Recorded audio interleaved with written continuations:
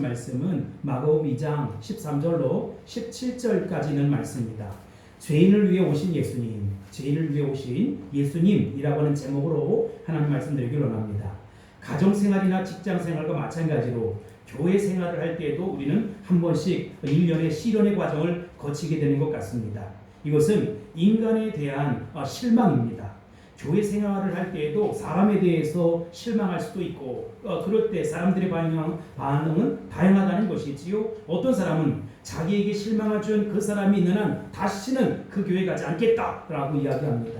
그래서 교회를 옮기기도 하는 것이지요. 이것은 그나마 나은 경우입니다. 어떤 사람들은 저 사람이 그리스도인이라면 자기는 더 이상 예수 믿지 않겠다, 교회 가지 않겠다라고 하면서 주님 곁을, 교회를 떠나는 것을 볼 수가 있어요. 우리가 교회에서 겪는 갈등의 중요한 원인은 우리가 지나치게 이상적이거나 비성경적인 교회관을 가지고 있기 때문이라는 것입니다. 기독교 역사 가운데 가장 이상적인 역동적인 교회가 있다면 언제일까요? 저는 1세기의 초대 교회라고 생각합니다.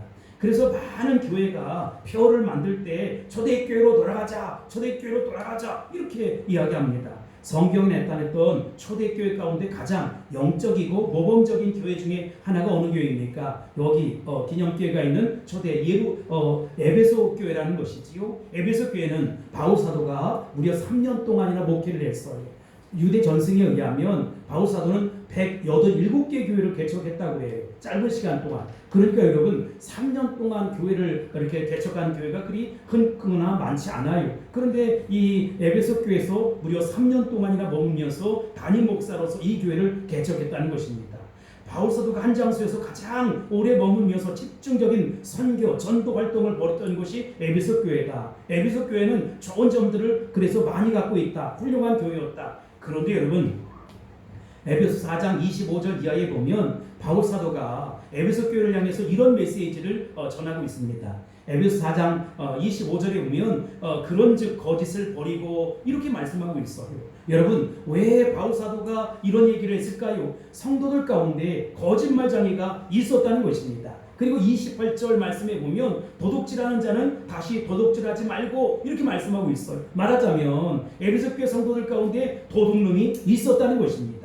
도둑질하는 사람이 없는데 바울 사도가 그렇게 편지를 보냈을 리가 만무하지 않습니까? 29절에 보면 무릇 더러운 말은 너 입 밖에도 내지 말고 이렇게 말씀하고 있어요. 이런 사람이 있었기 때문에 더러운 말 하지 말라는 것입니다. 그러니 여러분 교회 생활하다 거짓말하고 도둑질하고 사기치고 이상한 말로 상처 주는 사람을 만나거든 너무 놀라지 마시기 바랍니다. 초대교회 중 가장 모범적인 에베소 교회, 바울 사도가 3년 동안이나 무려 개척했던 에베소 교회도 그런 사람들이 있었다는 것입니다.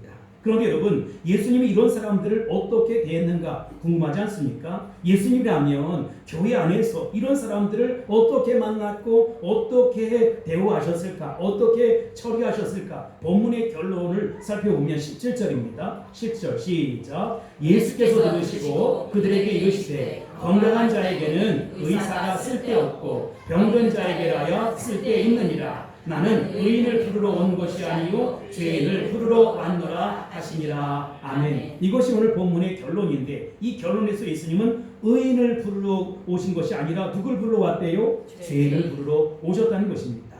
우리는 교회를 예수님의 몸이다 이렇게 이야기합니다. 교회가 예수님의 몸이고 예수님이 몸된 교회를 통해서 지금도 사람들을 부르고 계시다는 것입니다. 예수님은 오늘날 어떤 사람을 부르실까? 의인을 부르는 것이 아니라 누구를 불러요? 죄인을 부르신다는 것입니다. 그렇다면 여러분 교회에 누가 모여야 합니까? 의인이 모여야 합니까? 죄인이 모여야 합니까? 교회는 죄인이 모이는 집합소라는 것입니다.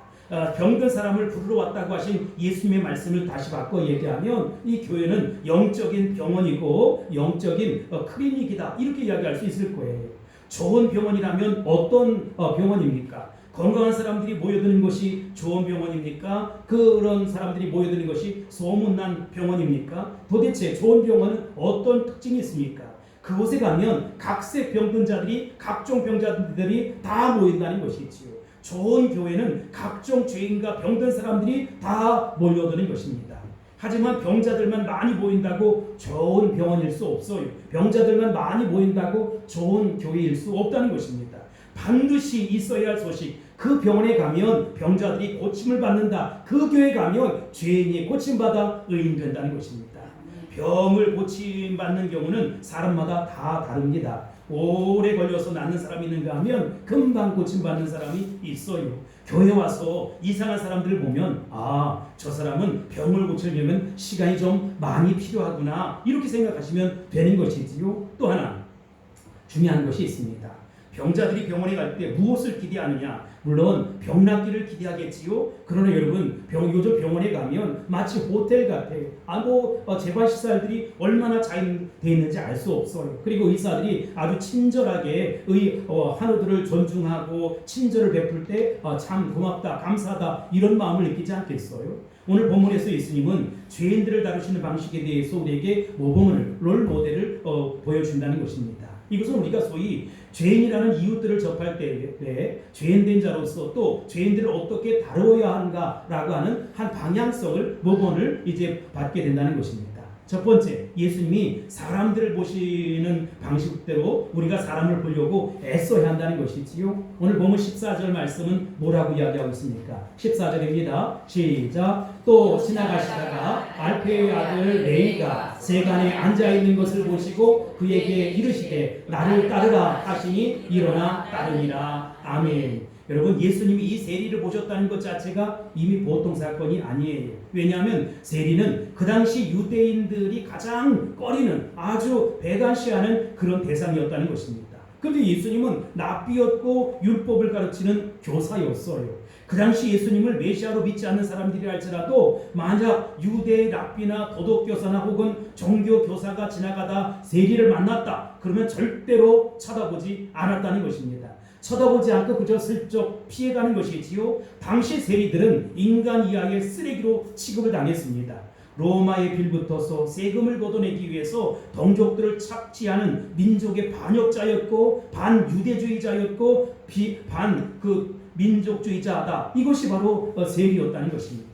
당시에는 정상적으로 내는 세금이 두 가지가 있어요. 정세가 있고 관세가 있었습니다. 근데 정세에는 인두세, 토지세, 소득세 세 종류가 있었다고 해요. 인두세는 우리가 잘 아는 것처럼 사람의 머릿수대로 태어난 사람이면 세금을 무조건 내야 했다는 것이지요. 토지세는 가진 토지에 따라서 소득을 얻은 소득에 따라서 12세에서 65세까지 소득세를 냈다는 것입니다. 이것만으로도 아주 죽을 지경인데 세리들은 멋대로 관세라고 하는 것을 이제 해서 동족을 수탈했어요. 이 관세의 대부분은 로마 정부가 아닌 세리들 몫이었다는 것입니다.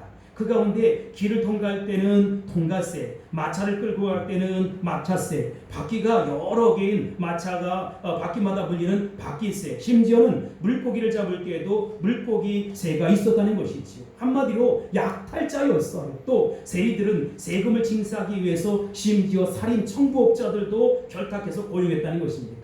그래서 당시 유대인들은 세리들은 사람 취급을 하지 않았어요. 심지어 법정에 증인으로도 세리는 세우지 않았다는 것입니다. 그런데 여러분 그때 예수님이 지나가시다가 일부러 세리를 보셨다는 거예요. 이제 예사롭지 않은 일이 시작되는 것입니다. 예수님이 이 세리를 어떻게 바라보셨을까요? 무섭게 노려보셨을까요? 큰 눈 뜨고 도끼눈을 뜨고 째려봤을까요? 유명한 성경학자였던 윌리엄 바클레이라고 하는 사람은 예수님은 네이라는 이름을 가진 이 세리를 보았을 때 그 안에 위대한 전도자 마태를 보았다 이렇게 얘기했습니다.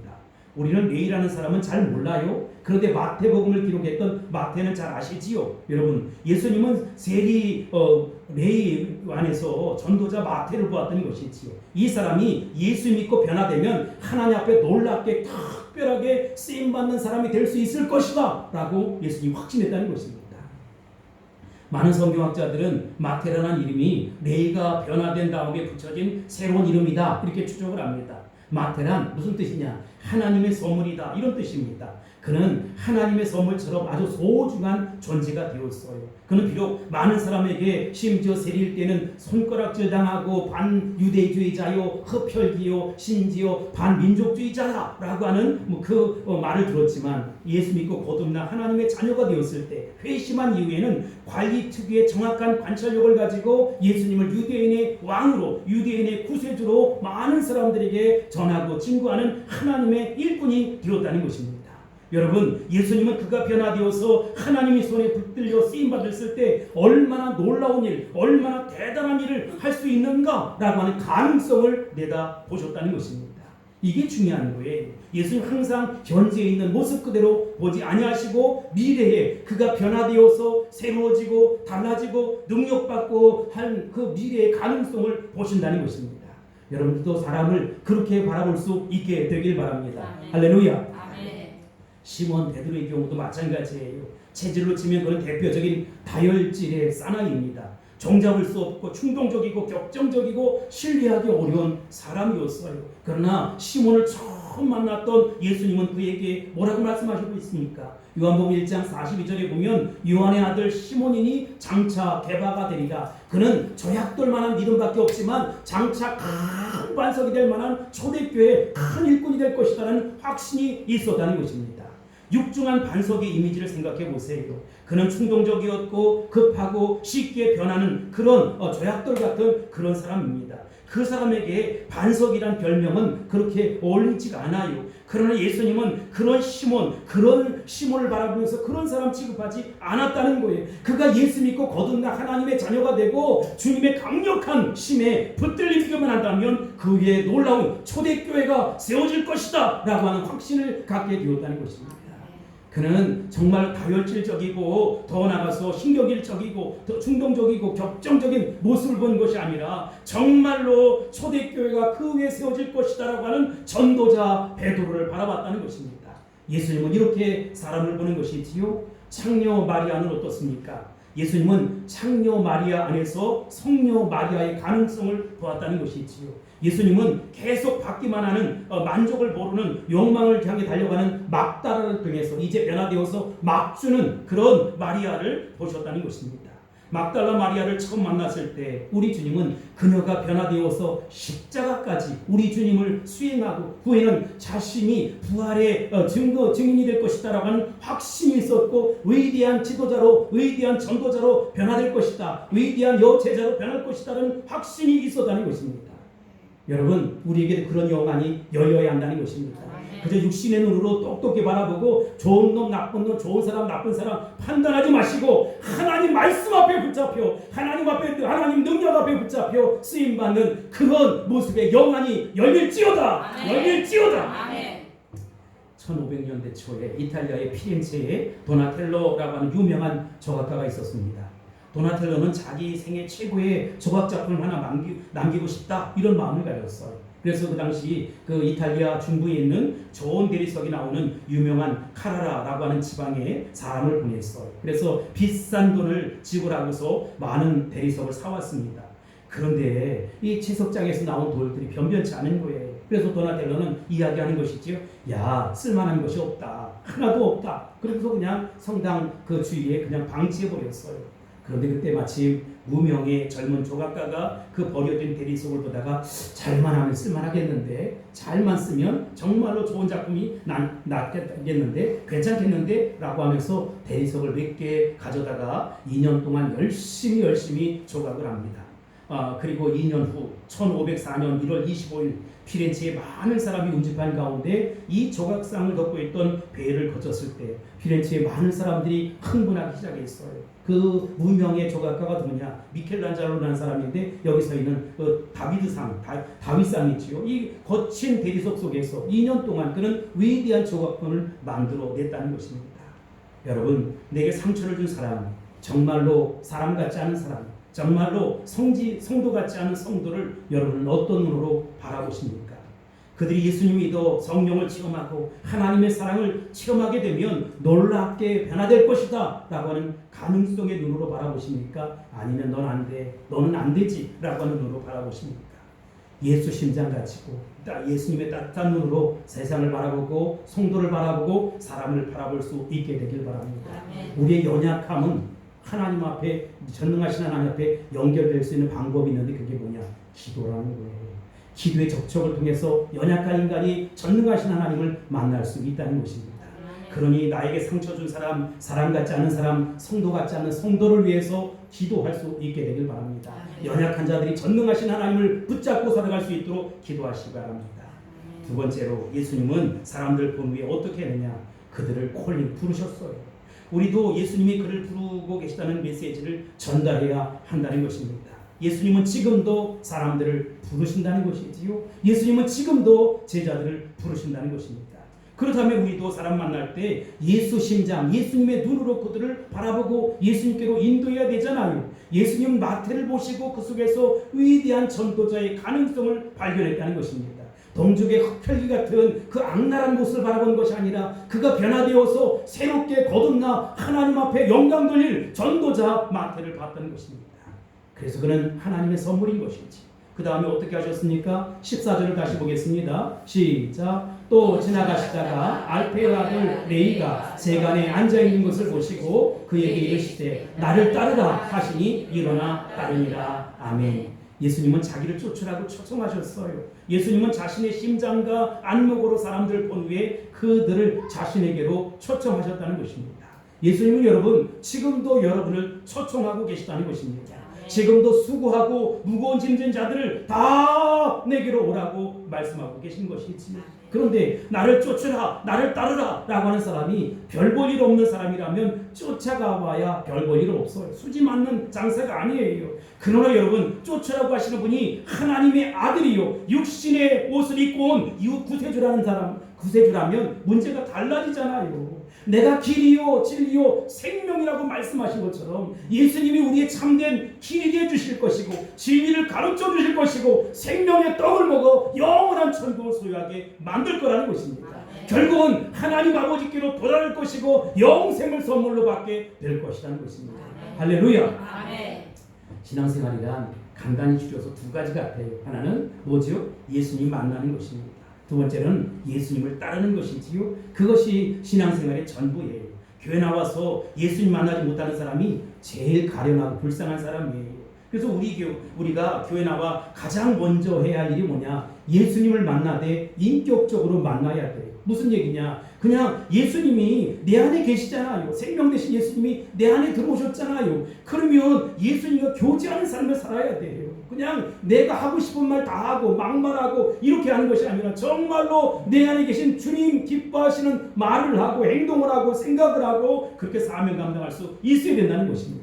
그래야 구원받은 사람이요 그래야 영원한 삶을 누리는 사람이라는 것입니다. 교회 나와서 아직도 예수님만 만나지 못했다면 가장 중요한 문제를 해결하지 못한 사람이다. 사람 중에는 교회 나와서 처세에 밝아서 교회 적응을 잘해서 귀한 직분도 받고 뭐 이것저것 또 하는 사람이 있어요. 그런데 인격적으로 예수 만나지 못하면 어려움 당했을 때 예수 떠나는 거예요.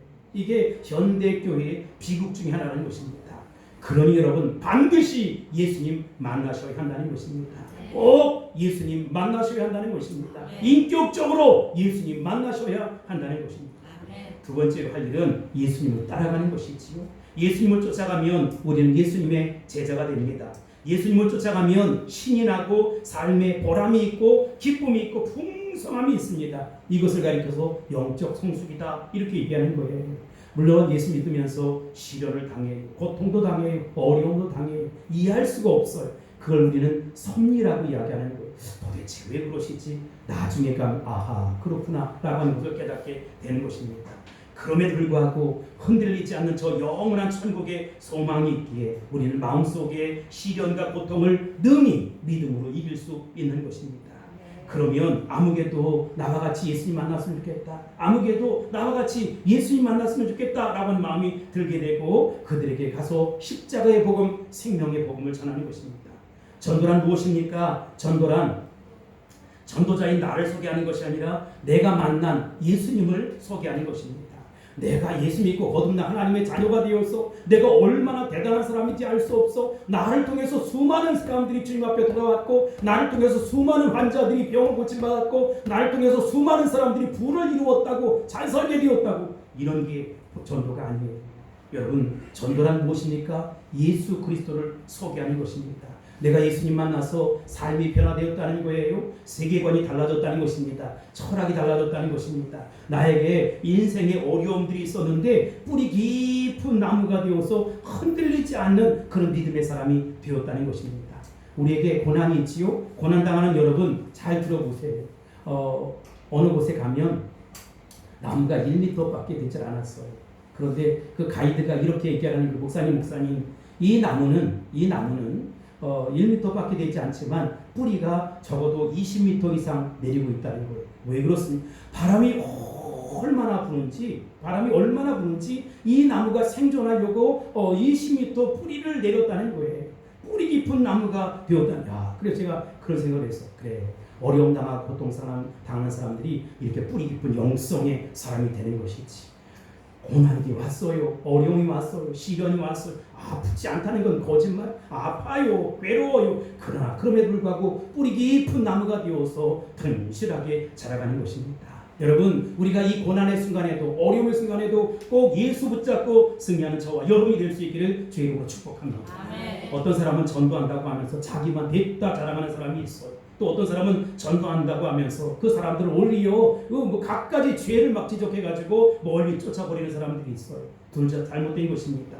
우리가 전도한다는 것은 예수님을 이웃에게 소개하는 거예요. 때때로 우리는 사람들이 예수님 만나는데 방해가 될 수 있다는 사실 아세요? 복음서에 그 증거가 있는데 제가 두 가지만 되겠습니다. 가나안에 수르보니게 여인이 있었어요. 이 불쌍한 여인이 예수님 만나려고 했을 때 예수님의 제자들이 뭐라고 얘기합니까? 이 여자를 쫓아버리자는 거예요. 제자들이 방해 요인이 되었다는 것이지요. 소경, 거지, 바디메오를 기억하십니까? 예수님 만나려고 갔다가 오히려 잠잠해라, 왜 떠드냐? 라고 제자들이 꾸짖었어요. 그가 빛을 보고 싶어서 예수님 앞에 나왔는데 그 빛을 차단한 사람들이 누구냐? 예수님의 제자들이었다는 것입니다.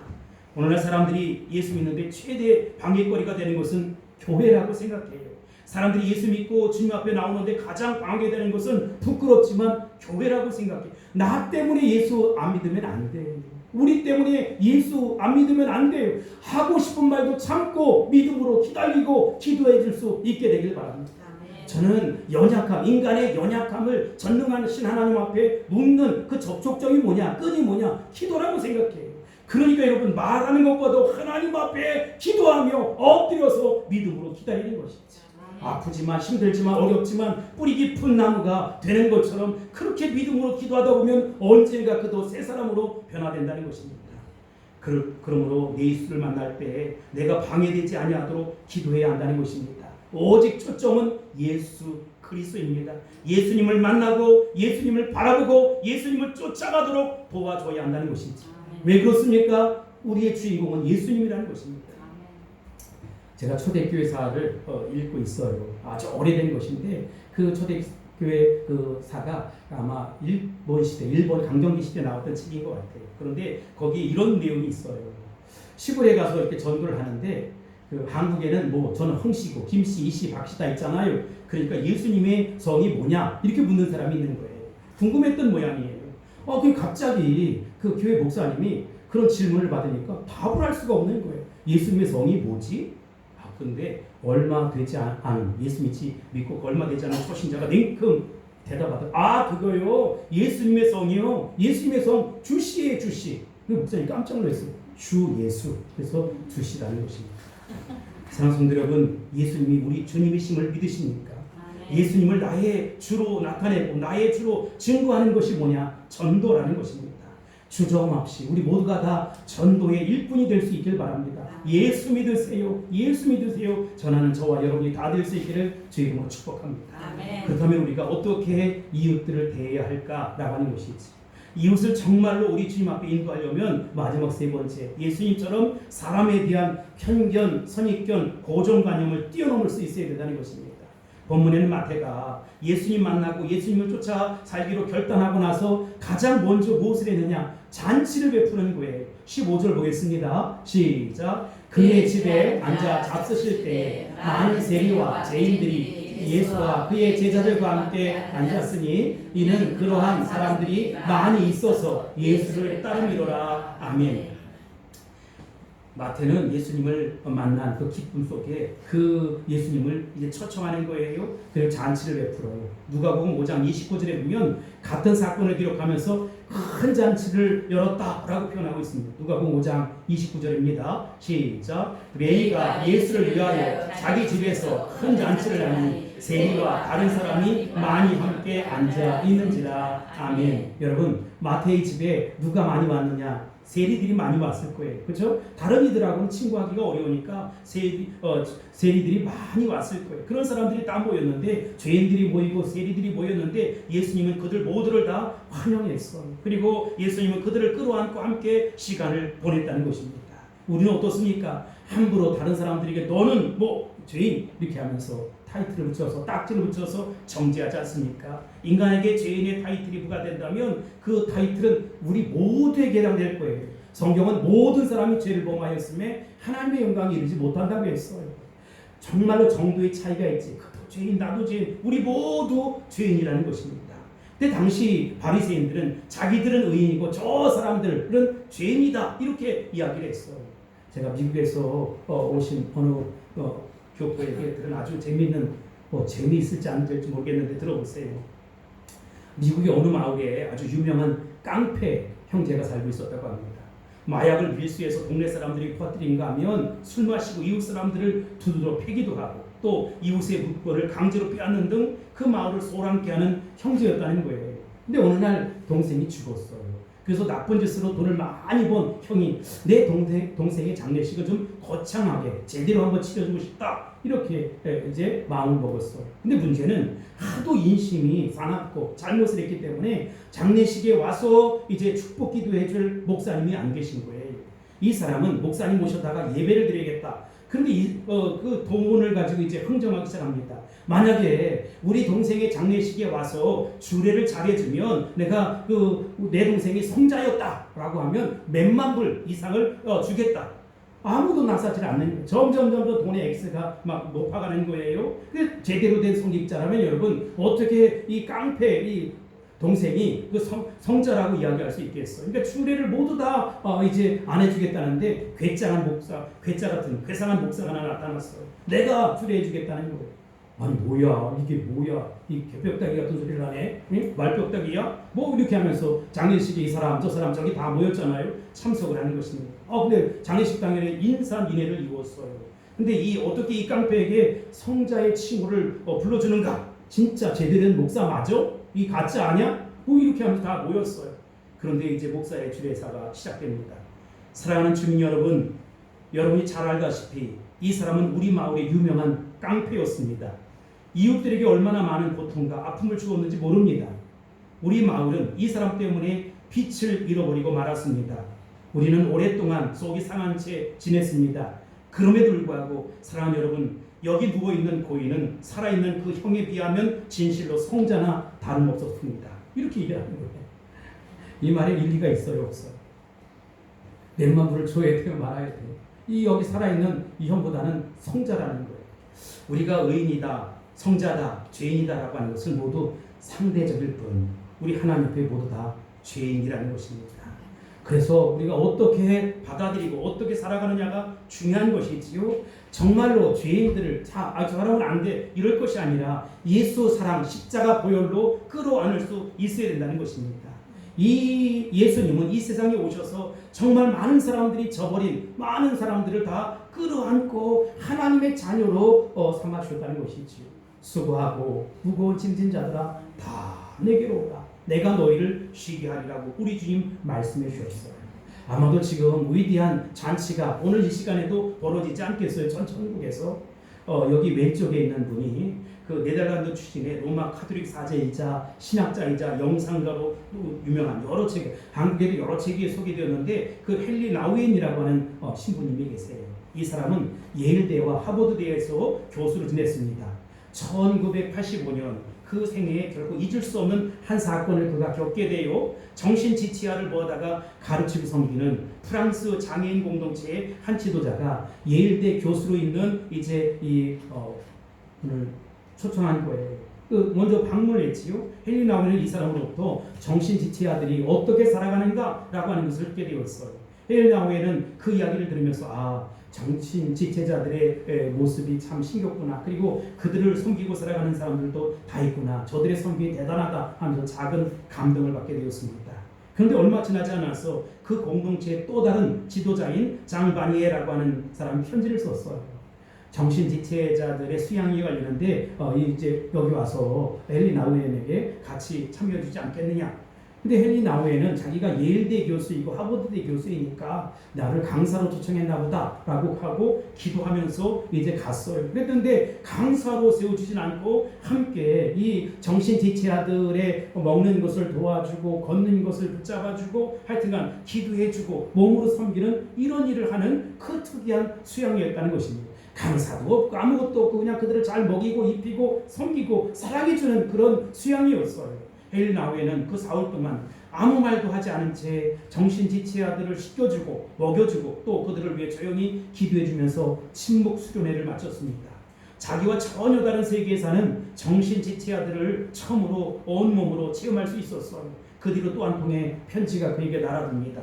그 편지에는 이런 말이 쓰여 있었다고 합니다. 교수님과 함께 했던 시간은 큰 축복이었습니다. 우리에게 영광이었습니다.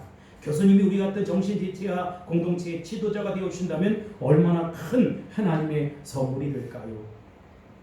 그 당시에 그는 예일대에서 이제 하버드대로 이렇게 옮겨 있는 그런 시간이었는데 그때 만약에 하버드대 교수가 되어서 어려운 사람들 불쌍한 사람들 얼마나 많이 도울 수 있겠어요. 그런데 자꾸 장 바니에라고 하는 이분이 쓴 편지가 머리에 물들고 귓가에 쟁쟁쟁쟁 물리는 거예요.